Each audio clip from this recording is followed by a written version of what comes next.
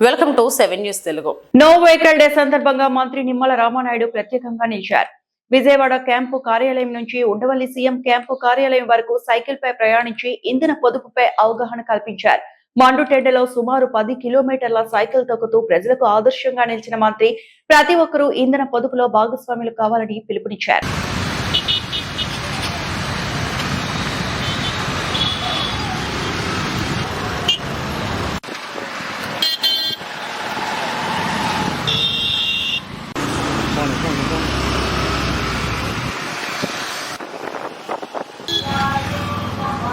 గౌరవ ముఖ్యమంత్రి చంద్రబాబు నాయుడు గారు నిన్న క్యాబినెట్లో ఈరోజు ఫ్రైడే నో వెహికల్ డే అని ఏదైతే ప్రకటన చేశారో దానికి అనుగుణంగా ఈరోజు మన విజయవాడ క్యాంప్ ఆఫీస్ దగ్గర నుంచి ఈరోజు ముఖ్యమంత్రి గారి నివాసం వరకు, ఎందుకంటే ఇప్పుడే ముఖ్యమంత్రి గారి దగ్గర పోలవరం నిర్వాసితులకు సంబంధించి 300 కోట్ల రూపాయలు వాళ్ళ అకౌంట్లో జమ చేసేటువంటి కార్యక్రమానికి సైకిల్ మీదే రావడం జరిగింది.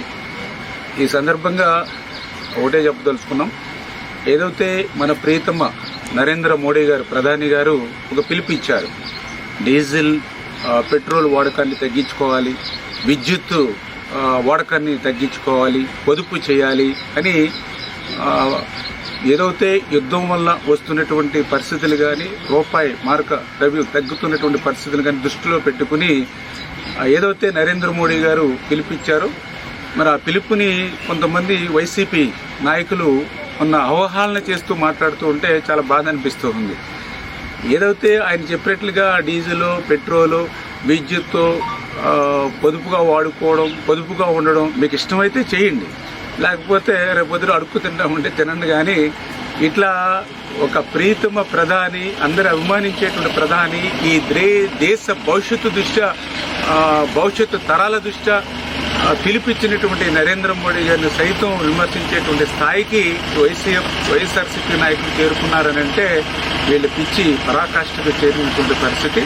మరి ఈరోజు క్యాంప్ ఆఫీస్ దగ్గర నుంచి ముఖ్యమంత్రి గారి నివాసం ఏదైతే ఈ యొక్క పోలవరం నిర్వాసితుల ఆ మీటింగ్ సందర్భంగా ఈ 10-12 కిలోమీటర్లు ఏదైతే సైకిల్ మీద వచ్చామో నిజంగా చాలా సంతోషంగా ఉంది.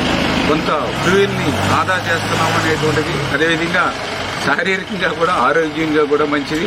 అదేవిధంగా వస్తున్నటువంటి రోడ్డు వెంబడి ప్రజల్ని అందరినీ దగ్గరగా ఉంటున్నటువంటి పరిస్థితి. ఈ రకంగా ఏ కోణంలో చూసినా కూడా ఇది ఈ దేశానికే కాదు, ఈ రాష్ట్రానికే కాదు, వ్యక్తిగతంగా మనకు కూడా చాలా అవసరమని కూడా అనిపిస్తున్నటువంటి పరిస్థితి.